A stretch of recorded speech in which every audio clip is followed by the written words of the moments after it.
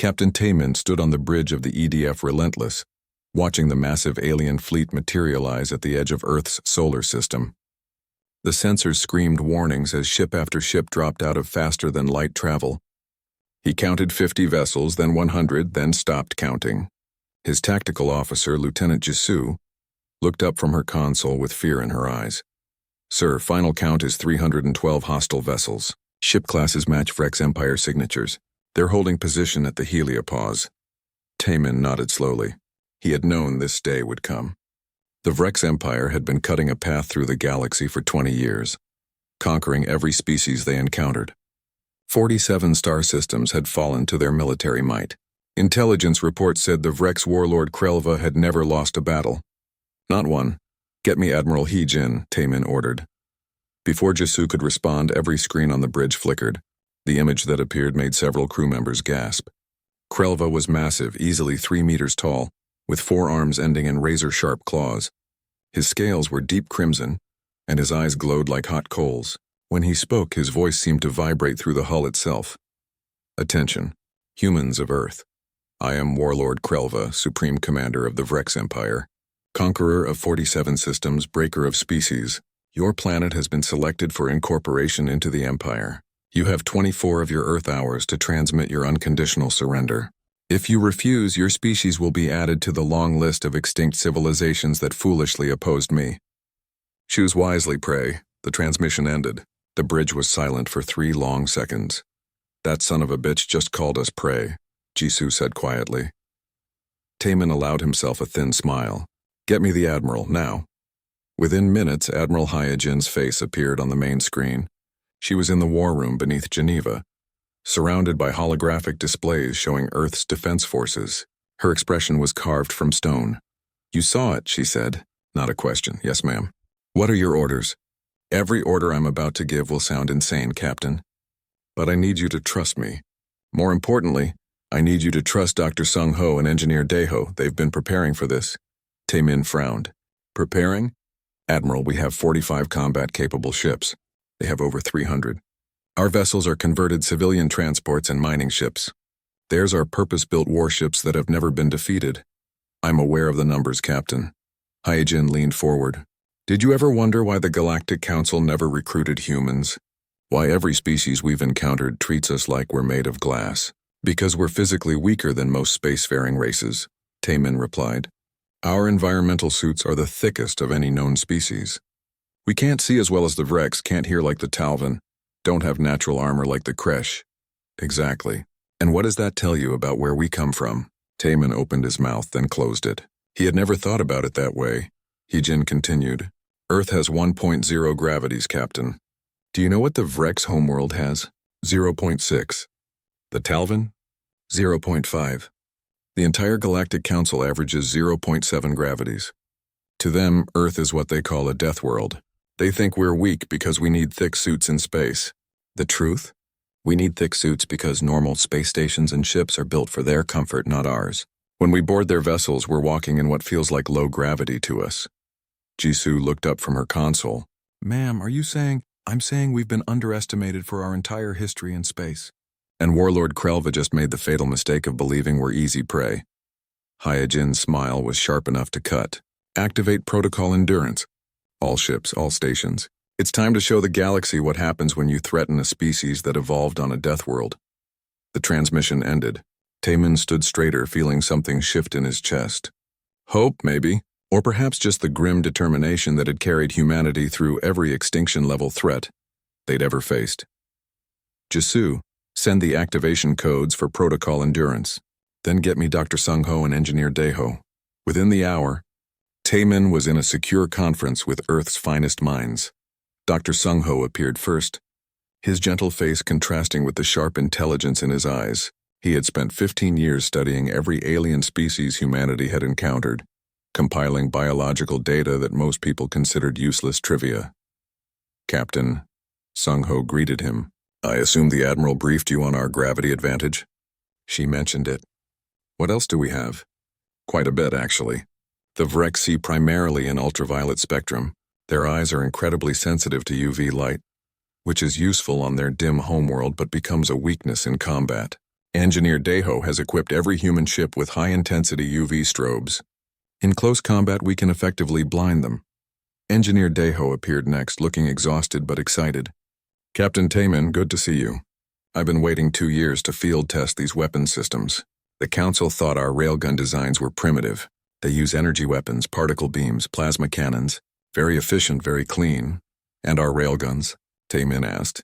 Crude, kinetic, and absolutely devastating. We fire solid projectiles at velocities that make their shields useless. Their defensive systems are designed to deflect or absorb energy. A tungsten slug moving at 0.15% of light speed. That just punches through like their shields aren't even there. Specialist Mina joined the conference, her fingers already dancing across a keyboard. Captain, I've been inside Vrex communication networks for the past 6 weeks. They don't even encrypt their tactical frequencies properly, they're that confident. I have access to their fleet coordination systems, navigation data, and IFF protocols. IFF? Taman asked. Identification friend or foe. It's how their ships recognize each other in battle. If I can manipulate those signals. Mina smiled wickedly. Well, accidents happen in combat, don't they? The final addition to the conference was Corporal Hyunwoo, commander of Earth's 1st Marine Assault Division. His face was scarred from dozens of boarding actions against pirates and raiders. Captain, my teams are ready. We've been training in 2.5 gravity environments for 8 months. If we can get close enough to board their vessels, we'll show them what human Marines can do in what feels like low G to us. Taemin listened to each specialist outline their preparations. What had seemed like certain death an hour ago now appeared as something else entirely. Not a guaranteed victory, the numbers were still terrible, but a chance. A real chance, all right, Taemin said. We have 22 hours until Krelva's deadline. We're not going to surrender and we're not going to run. We're going to do what humanity does best, survive. Admiral Hyejin has authorized full deployment of all defense platforms, all reserve ships and every fighter we can launch. Our job is to protect Earth, their job is to destroy us. Let's see which species wants it more. As the conference ended and the countdown began, Taemin looked out at Earth below. Billions of people going about their lives, unaware of how close they were to extinction. He thought about his daughter in Seoul, his parents in the countryside. He thought about every human who had ever looked up at the stars and dreamed of what was out there. The Vrex thought humans were weak. They were about to learn the most important lesson in the galaxy. Never threaten a species that evolved by refusing to die. Engineer Deho had not slept in 36 hours, but his hands were steady as he made final adjustments to the railgun systems on the EDF Relentless. Around him, dozens of technicians worked frantically to install the last of the UV strobe arrays. These weapons had been called primitive by the Galactic Council representatives who had visited Earth 5 years ago. Those same representatives had laughed at human military technology before politely declining Earth's application for Council membership. Insufficient technological advancement, they had said. Limited biological capabilities, they had noted. Unsuitable for military cooperation, had been their final assessment. Deho remembered the anger he had felt that day. But mostly he remembered what Admiral Hyejin had said after the Council ships departed. Let them underestimate us. We'll use that. Engineer Deho, all systems are green, his assistant called out. Railguns are loaded and calibrated. UV arrays are at full power. Good. Run one more diagnostic. I want 0 failures when we need these weapons. Across the ship in the medical bay, Dr. Sung-ho was briefing Captain Taemin on Vrex biology. He had holographic models of Vrex anatomy rotating in the air between them. The Vrex evolved on a world with thick atmosphere and low gravity, Sung-ho explained. Their cardiovascular system is efficient in those conditions, but incredibly vulnerable to pressure changes. Their bones are strong enough for their homeworld, but here, he highlighted the skeletal structure. A human punch in 1G would break their bones. In ship-to-ship combat, any acceleration above 4 gravities causes their blood vessels to rupture. Taemin studied the model carefully. What about their famous strength? The reports say a single Vrex warrior can tear through steel. On their ships, yes. Their vessels maintain 0.6 gravity. In those conditions, they're stronger than humans. But bring them to Earth or any 1G environment, and they're carrying around 60% more weight than their bodies are designed for. They tire quickly, they move slowly, and their famous claws become a liability when they can barely lift their arms. So if we can board their ships and somehow increase the gravity, they become helpless, Sung-ho finished. I've already sent the specifications to Corporal Hyunwoo's Marines. Every boarding team will carry portable gravity generators. In the Marine barracks, Hyunwoo was addressing his troops. 200 Marines stood at attention, wearing combat armor that made them look like walking tanks. Each suit was reinforced to handle up to 3 gravities of acceleration. The Marines had trained in high-gravity environments until they could fight, run, and operate in conditions that would crush most alien species. Listen up, Hyunwoo barked. The Vreks think we're weak. They've never faced a species that can function in high gravity. When we board their ships, we're going to show them what 3 billion years of evolution on a death world produces. We're faster, tougher, and meaner than anything they've encountered. Every one of you can bench press your own weight in 1G. On their ships, you'll be able to throw them around like children. A young Marine raised her hand. Sir, what if they try to board our ships? Hyunwoo grinned. Then they'll experience true Earth gravity for the first time. We've removed all the gravity compensators from the outer sections of every human vessel. Any Vreks that boards us will suddenly be carrying around 60% more body weight. They'll collapse under their own mass. Questions? There were none. The Marines understood. This was not going to be a fair fight. It was going to be a slaughter. Meanwhile, in a darkened room filled with computer screens, Specialist Mina was doing what she did best, breaking into systems that were supposed to be secure. The Vreks' encryption was laughably simple. They had been the dominant military power for so long that they had become careless. Got it, she whispered to herself. Complete access to their tactical network. She could see every Vrek ship's location, fuel status, weapon readiness, and crew complement. More importantly, she could see their battle plans. Krelva intended to surround Earth, destroy all orbital defenses, and then systematically bombard the planet until humanity surrendered or died. It was a plan that had worked 47 times before. Mina began typing rapidly, inserting carefully crafted code into the Vrek systems. It would remain dormant until she activated it, and when she did, chaos would follow. She had created fake communication channels, false sensor readings, and corrupted navigation data. When the battle began, the Vreks would find their own systems working against them. Mina, are you ready? Admiral Hee-jin's voice came through her earpiece. Yes, ma'am. One button press and their fleet coordination falls apart. Good. Stand by. As the hours ticked down, ships from across Earth's solar system converged on home orbit. Mining vessels with railguns welded to their hulls. Transport ships carrying hundreds of fighters. Science vessels equipped with sensor arrays that could track every Vrek's movement. And 45 proper warships, converted from the hulls of generation ships that had been built for interstellar colonization. Earth's fleet looked like a joke compared to the Vrek's armada. The human ships were mismatched, cobbled together from civilian technology and outnumbered 7-1. Every tactical simulation predicted total human defeat within 6 hours of engagement, but the simulations did not account for what humans could endure. Pilot Jinwoo sat in his fighter's cockpit, running through pre-flight checks.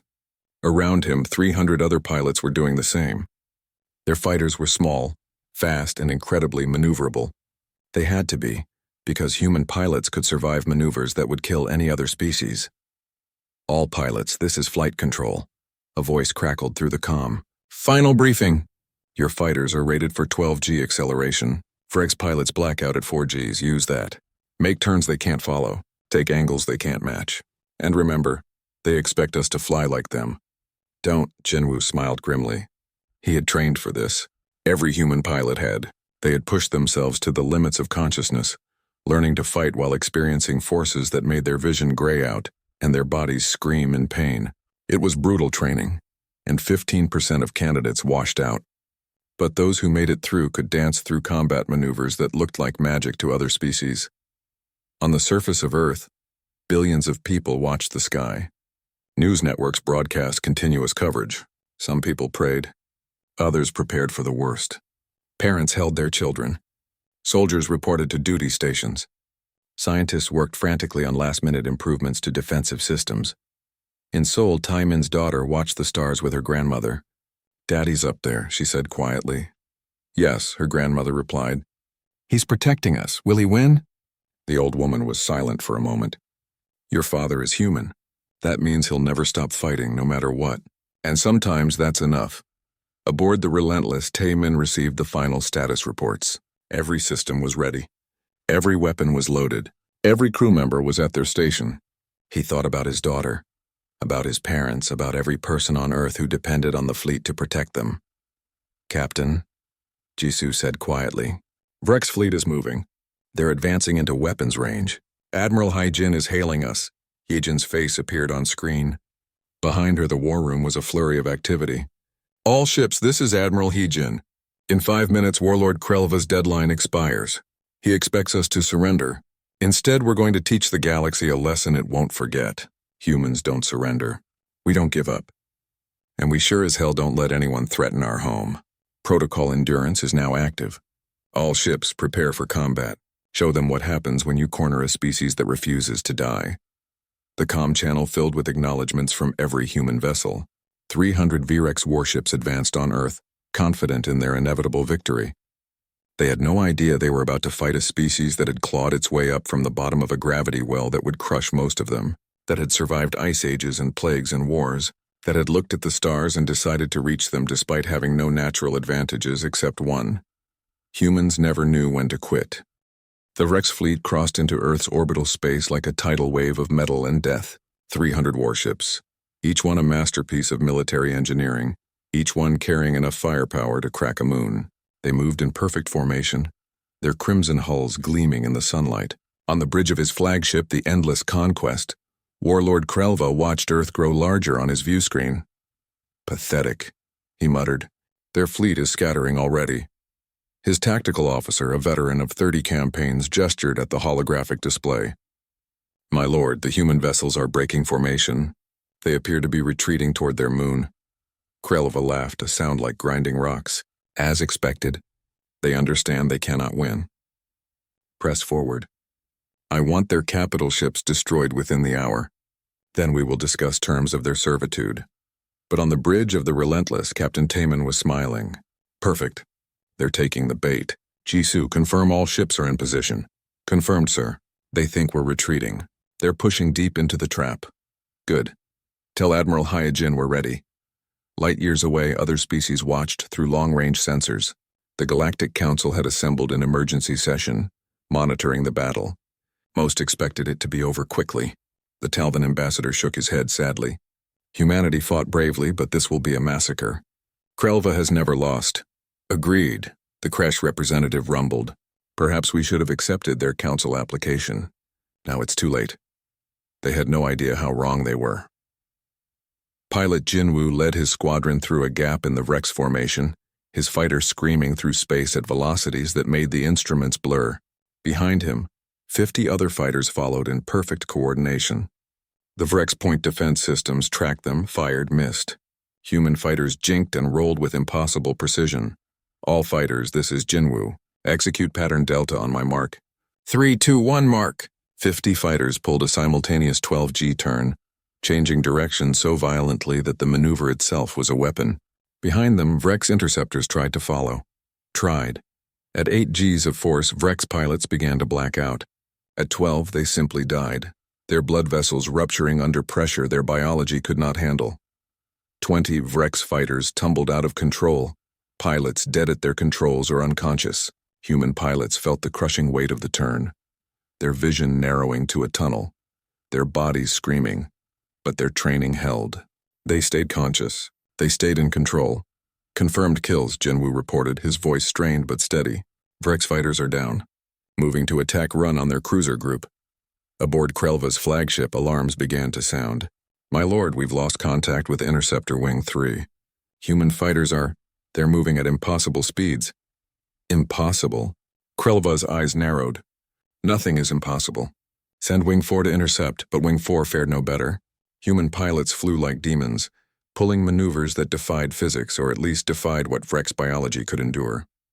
Within 15 minutes, the Vrex had lost 80 fighters without destroying a single human craft. "How?" the tactical officer whispered. "How are they surviving those accelerations?" The answer was simple, though the Vrex would not understand until much later. Humans evolved to run down prey across vast distances, to endure pain and exhaustion that would kill most predators. Their cardiovascular systems, Their muscle structures, their very bones were designed to handle punishment.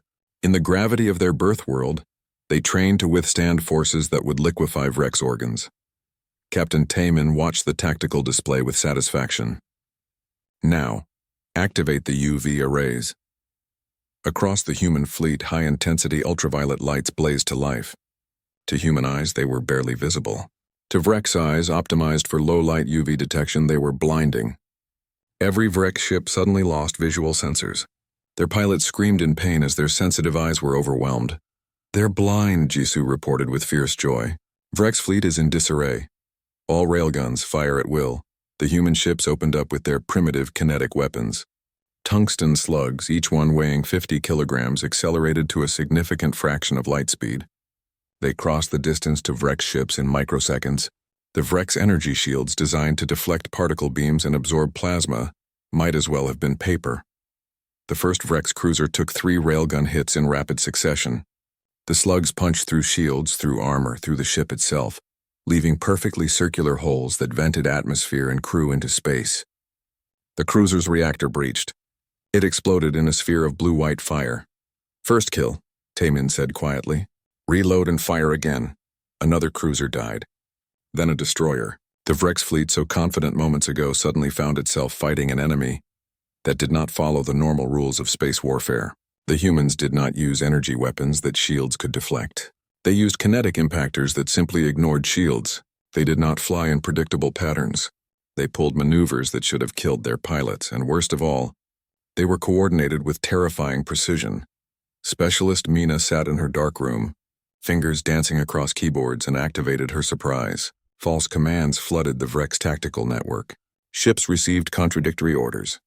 Navigation systems showed incorrect positions. IFF systems began reporting friendly vessels as hostile. Chaos rippled through the Vrex formation. "My lord," the tactical officer reported, voice shaking. "We're receiving reports of friendly fire incidents. Ships are engaging each other." "What? How is this possible?" "Unknown, my lord." "Our systems are compromised," Krelva roared in fury. This was not how battles were supposed to go. He had conquered 47 systems. He had crushed species that were stronger, faster, better armed than humans. This rabble should have surrendered immediately. "All ships cease fire. Re-establish communication protocols." But the damage was done. 12 Vrex ships had fired on their own fleet, destroying 6 vessels before the confusion could be cleared. The human fleet pressed their advantage, railguns firing in continuous volleys. Each shot was lethal. Each hit was fatal. Engineer Deho monitored the weapon systems with fierce concentration. "Railgun 3 is overheating. Cycling coolant. Railgun 4 is loaded and firing."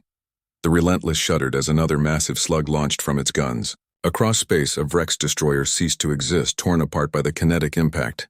"How many have we killed?" Taman asked. 28 confirmed, sir. Estimates suggest another 15 are crippled and falling back. Keep firing." But the Vrex were not defeated yet. Krelva was a warlord for a reason. He adapted quickly. "Redirect all power to forward shields. Focus fire on the human capital ships. They cannot withstand our plasma cannons." He was right. When the Vrex focused their considerable firepower on a single target, even human ships could not survive. The EDF Guardian took a full broadside from 3 Vrex battleships. Its armor melted. Its hull buckled. Captain Soman, commanding the Guardian, ordered evacuation even as her ship began to break apart. "This is Guardian Actual. We're going down." All hands abandoned ship.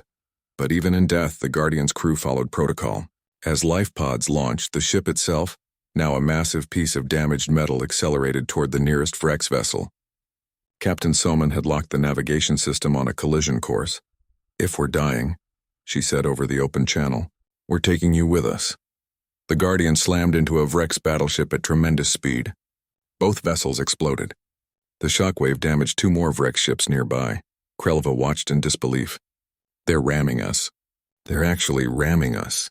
His tactical officer had no response. In all his experience in all of galactic history, he had never heard of a species using ramming attacks in space combat. It was insane. It was wasteful.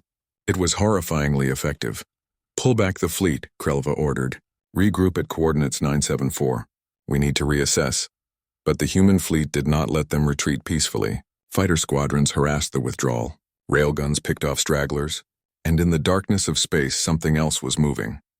Commander Yuna sat on the bridge of the stealth ship Shadow's Edge, watching the Vrex fleet pull back. Her vessel, and 11 others like it, had been hiding in Earth's shadow since before the battle began. The Vrex sensors had never detected them. All stealth ships she transmitted on encrypted channels. Target the rear guard. Coordinate firing solutions. On my mark, we hit them where it hurts. The first hour of battle ended with the Vrex fleet retreating to regroup. They had lost 43 ships. The humans had lost 7. Across the galaxy, species that had been watching in bored expectation suddenly paid very close attention. The Talvin ambassador stared at his tactical display in shock. That's impossible. How are they winning? The Kresh representative's mandibles clicked nervously. We may have made a grave error in judgment regarding humanity. And on Earth, billions of people watched the live feeds and dared, for the first time since the Vrex arrived, to hope. Earth rotated slowly on its axis and darkness crept across the battlefield. The Vrex fleet held position 200,000 kilometers from the planet, licking its wounds and trying to understand what had gone wrong. Warlord Krelva stood in his command chamber, all 4 arms gripping the edges of a tactical display, his crimson scales darker than usual with suppressed rage. "Explain to me," he said in a dangerously quiet voice, "how we lost 43 ships to these primitives." His chief tactical officer, a scarred veteran named Vexnar, gestured helplessly at the hologram. "My lord, they do not fight as any species we have encountered. Their weapons ignore energy shields. Their pilots survive accelerations that should kill them, and someone has compromised our communication network. Then fix it. Purge the systems. Re-establish secure channels, and prepare for the next assault. We will overwhelm them with numbers. No species can stand against the full might of the Vrex Empire." But Krelva did not know that darkness was humanity's hunting ground. "Commander," Yuna watched her sensors as Earth's shadow engulfed the battlefield. Her stealth ship, Shadow's Edge, was invisible to Vrex detection systems even in daylight. In the darkness, she was a ghost. Around her, 11 other stealth vessels held position waiting. "All shadow ships, this is Yuna. Night protocol is active. Begin approach." The 12 vessels moved silently through space, their hulls coated with materials that absorbed sensor sweeps. They carried no flashy weapons, no massive railguns.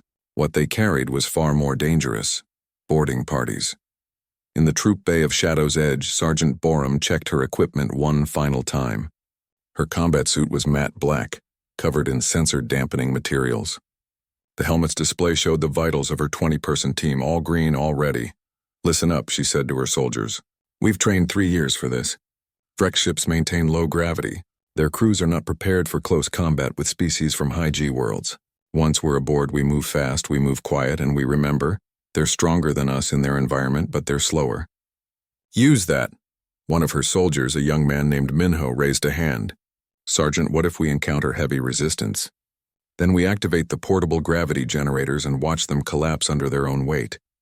Any other questions? There were none. These were not ordinary soldiers. These were special forces, trained for boarding actions in hostile environments, trained to fight in vacuum, trained to operate in conditions that would kill most people. They were, in short, exactly what humanity needed. Corporal Hyunwoo led 3 other marine assault teams on different vessels. His target was a Vrex heavy cruiser that had taken damage during the first engagement. Intelligence suggested its shields were weakened. It was perfect. "Hyunwoo to all assault teams," he transmitted. "Remember your training. Vrex have 4 arms and claws that can tear through standard bulkheads, but they have weak points. Dr. Sung Ho's briefing identified their cardiovascular systems as vulnerable to pressure changes. Explosive decompression will kill them faster than us. Use that if needed," his team acknowledged. They had studied Vrex biology until they could identify weak points in their sleep. They knew exactly where to strike to disable a Vrex warrior with minimal effort. More importantly, they knew that in shipboard combat, in the narrow corridors of a starship, the Vrex advantages disappeared. Shadow's Edge drifted alongside a Vrex battleship, matching its velocity perfectly. The Vrex crew had no idea death was floating meters from their hull. Yuna checked her instruments one final time. "Boarding team, you are go. Bring me back intelligence on their command systems." Sergeant Borum and her team launched from the airlock, using maneuvering jets to cross to the Vrex hull. They landed silently, magnetic boots locking them in place. A specialist named Yunji pulled out a plasma cutter and began working on the hull. 90 seconds to breach, she whispered. Inside the Vrex battleship, the night shift crew monitored their stations with less attention than they should have. They had fought humans for hours and won nothing. The ship's commander had ordered rest cycles for most of the crew. Only essential personnel remained on duty. They never heard the hull being cut open. Borum was first through the breach, weapon ready, scanning the corridor with low-light sensors. Vrex vision was optimized for UV-heavy daylight. In the dark corridors of their own ship, they were nearly blind. Humans, descended from persistence hunters who chased prey across ancient savannas, saw perfectly. Clear, Borum whispered. Move out. Team 1, head to engineering. Team 2, with me to the bridge. They moved like shadows, years of training evident in every silent step. The first Vrex they encountered was a technician, checking a power conduit. He never saw Borum. She struck from behind, her combat knife finding the weak point at the base of his skull that Dr. Sung-ho had identified. The Vrex collapsed without a sound. One down. Keep moving. On another Vrex cruiser, Hyunwoo's team encountered heavier resistance. A Vrex patrol spotted them immediately. 4 warriors, each one massive and armed with plasma rifles, opened fire. Contact, Hyunwoo shouted, diving behind a bulkhead as plasma bolts burned through the air. Activate gravity generators. His technical specialist hit a button. The portable gravity generators scattered along the corridor activated simultaneously. Gravity in that section of the ship instantly increased from Vrex standard 0.6 to Earth standard 1.0. The effect was immediate and devastating. 4 Vrex warriors suddenly felt their body weight increase by 60%. Their legs buckled. Their arms, holding heavy plasma rifles, dropped as muscles designed for low gravity failed. They collapsed, gasping, unable to stand. Hyunwoo and his team, trained in high gravity, moved normally. They advanced on the struggling Vrex and disabled them with efficient brutality. Close quarters combat in increased gravity was not even a fight. It was an execution. Gravity trick works perfectly, Hyunwoo reported. Continuing to objective. Aboard the Relentless, Captain Taemin monitored the boarding actions through encrypted channels. Specialist Mina had provided detailed maps of Vrex ship layouts, hacked from their own database. Every boarding team knew exactly where to go, exactly what to target. Sir, Lieutenant Jisoo said, we're receiving telemetry from Sergeant Borum's team. They've reached the bridge of the battleship Crimson Death. Patch me through. Borum's voice came through, whispered and tense. Captain, we have eyes on the bridge. 12 Vrex officers, minimal security. Requesting permission to capture rather than destroy. Taemin smiled grimly. A captured Vrex battleship would be an intelligence goldmine. Permission granted. Try to take prisoners if possible. Understood. Executing now. Borum's team struck like lightning. Flashbang grenades calibrated for Vrex sensory organs. Overloaded every sight and sound receptor on the bridge. Vrex officers reeled, blinded and deafened. Human soldiers poured in. Weapons ready, moving with practiced precision. The bridge was secured in 40 seconds. Borum stood over the ship's commander, a grizzled Vrex admiral named Krestar, and pressed her weapon against his skull. You're prisoners now, she said in perfect Vrex language. Dr. Sung-ho had insisted all boarding teams learn basic phrases. Your ship is ours. Cooperate and you live. Resist and you die. Choose quickly. Krestar, still disoriented from the flashbang, looked up at the human soldier. She was small by Vrex standards, probably fragile in normal circumstances. But right now, with his senses scrambled and her weapon pressed against his head, she was the most terrifying thing he had ever seen. I surrender, he said. Across the battlefield, similar scenes played out. Human boarding teams infiltrated 6 Vrex vessels. 3 were captured intact. 2 were sabotaged, their reactors set to overload. Their crews evacuated into space where human ships picked them up. The 6th refused to surrender, and Corporal Hyunwoo's team fought a brutal room-by-room battle through its corridors. They're holding the engineering section, Hyunwoo reported, breathing hard. His suit showed damage from plasma fire, but he was still mobile. Permission to use explosive charges? Denied, Admiral Hyjin's voice cut in. Fall back and seal the section. We'll let them sit there until they run out of air. Acknowledged, falling back. But the most important mission was happening on the flagship itself.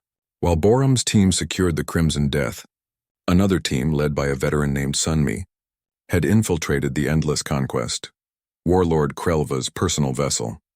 Sunmi and 5 specialists moved through the massive ship with extreme caution. This was the most heavily defended vessel in the Vrex fleet. One mistake would mean death. They had been working their way toward the main computer core for 90 minutes, avoiding patrols, hiding in maintenance shafts, moving through sections of the ship that even the Vrex crew rarely visited. "Computer core ahead," Sunmi whispered. "Eunji, you're up." The same specialist who had cut through the hull now worked her magic on the computer system. She bypassed security with techniques that would have impressed any hacker, plugging directly into the VREX network. Specialist Mina, listening from Earth, talked her through the process. "Beautiful work, Eunji, I'm in. Downloading everything. Fleet positions, supply lines, communication codes, battle plans. This is better than I hoped." Krelva kept everything on his flagship. "How long until download completes?" Sunmi asked. 14 hours after the battle began, Warlord Krelva stood alone in his private chamber, staring at a tactical display that showed the remains of his once mighty fleet. 267 ships destroyed or captured. 33 vessels limping back to formation with critical damage. His invincible armada had been reduced to a broken force by a species the Galactic Council had dismissed as too weak for membership. A communication request flashed on his console. His tactical officer's face appeared, and Krelva could see fear in the veteran warrior's eyes. "My lord, the human fleet is advancing again. They're broadcasting a message. They want you to surrender." Krelva felt something he had not experienced in decades. Genuine fear. Not fear of death, he had faced that many times. Fear of defeat. Fear of humiliation. Fear that his name, which had struck terror across 47 systems, would become a joke. "Put them through," he said quietly. Admiral Hyojin appeared on the screen. She looked tired. Dark circles under her eyes, uniform rumpled, but her gaze was steel. Behind her, the war room showed dozens of officers coordinating the final assault. This was not a species on the brink of defeat. This was a species preparing for victory. "Warlord Krelva," Hyojin said, her voice carrying across light years. "You promised humanity's end before sunrise. The sun is rising now over the Pacific Ocean. We're still here.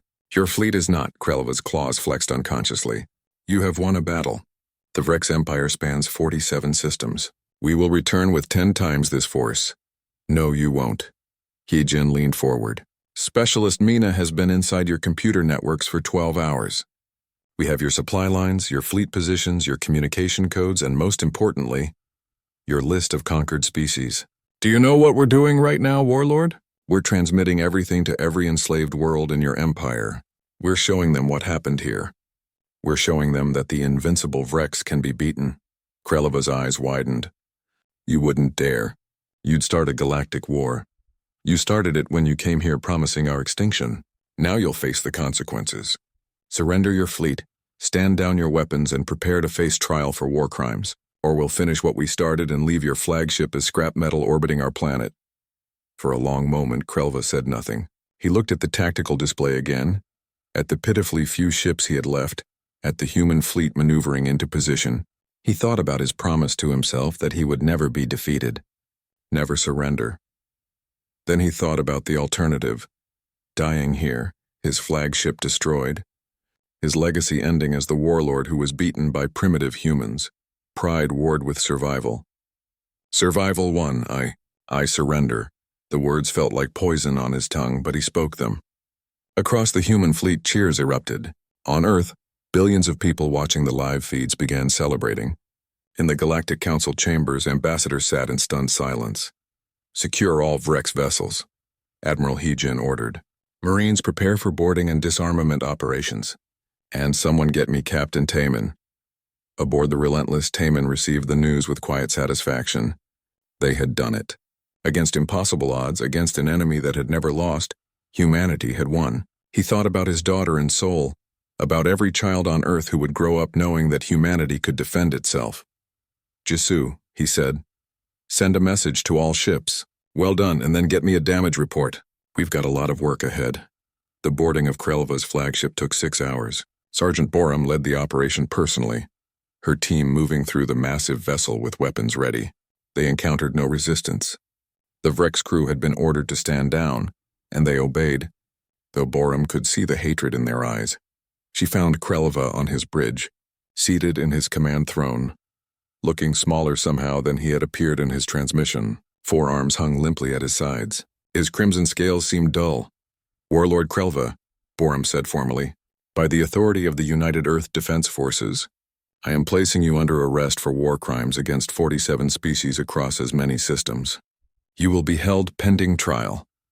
Krelva looked at the small human soldier. She barely reached his chest even with him sitting, and felt the weight of his defeat crush down harder than any gravity. "How?" he asked. "How did you defeat us?" "We are stronger, faster. Our technology is superior. Our fleet was 7 times your numbers." Borum considered not answering, but something in the warlord's voice, not quite humility but a genuine desire to understand, made her reconsider. "You came from a world with low gravity," she said. "You evolved on an easy planet. We came from a death world. Everything on Earth tried to kill us, the weather, the animals, the diseases, the gravity itself. We evolved to survive things that would crush you. You thought we were weak because we can't see as well as you, can't hear as well, don't have natural weapons. But those things don't matter in space combat. What matters is endurance. What matters is the ability to take damage and keep fighting. What matters is refusing to quit even when the odds are impossible." She paused, then added, "You underestimated us because we look fragile. That was your mistake. Humans are fragile like a cockroach is fragile. We just refuse to die." Krelva absorbed this in silence, then quietly, "You are a terrifying species." "Yes," Borum agreed. "We are. Remember that." As dawn broke fully over Earth, painting the sky in shades of gold and pink, Captain Taman stood on an observation deck, watching the captured Vrex ships being secured. His daughter's face appeared on his personal comm, tears streaming down her cheeks. "Daddy, you did it. You won." "We won," he corrected gently. "All of us. Every human who refused to give up." Ambassador Kyung-Soo stood before the Galactic Council 3 days later. The council chamber was packed. Every species in known space wanted to hear what humanity had to say after their impossible victory. The Talvan ambassador who had predicted humanity's extinction looked uncomfortable. The Kresh representative who had called them too weak for council membership shifted nervously. "Honored members of the Galactic Council," Kyung-Soo began, his voice calm but carrying an edge of steel. 5 days ago, the Vrex Empire arrived at Earth promising our extinction. You watched. You did nothing. When we applied for council membership years ago, you rejected us. We were too primitive, you said, too weak, too unsuitable for cooperation. He paused, letting the words sink in. The Vrex Empire came to Earth with 312 warships. We defeated them with 45. We captured their warlord. We liberated the intelligence data on every enslaved species in their empire. And now those species are rising in rebellion. The Vrex Empire is collapsing. Murmurs rippled through the chamber. The implications were staggering. The balance of power in the galaxy had just shifted dramatically. Earth is making 3 announcements today, Kyung-Soo continued. First, we are withdrawing our application for Galactic Council membership. We don't need you.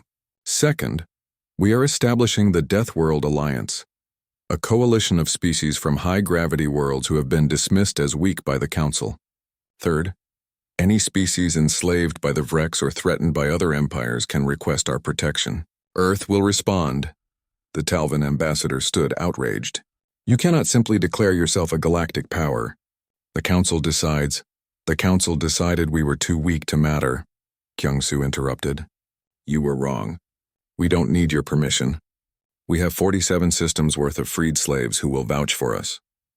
We have captured Vrex technology, and most importantly, we have proven that we can defend ourselves and others. He looked around the chamber, making eye contact with representatives from dozens of species. You watched while Krelva conquered 47 systems. You did nothing while he enslaved billions. You would have watched while he exterminated humanity. That tells us everything we need to know about the Galactic Council's priorities. So here's what's going to happen. Earth is now a power in this galaxy, whether you like it or not.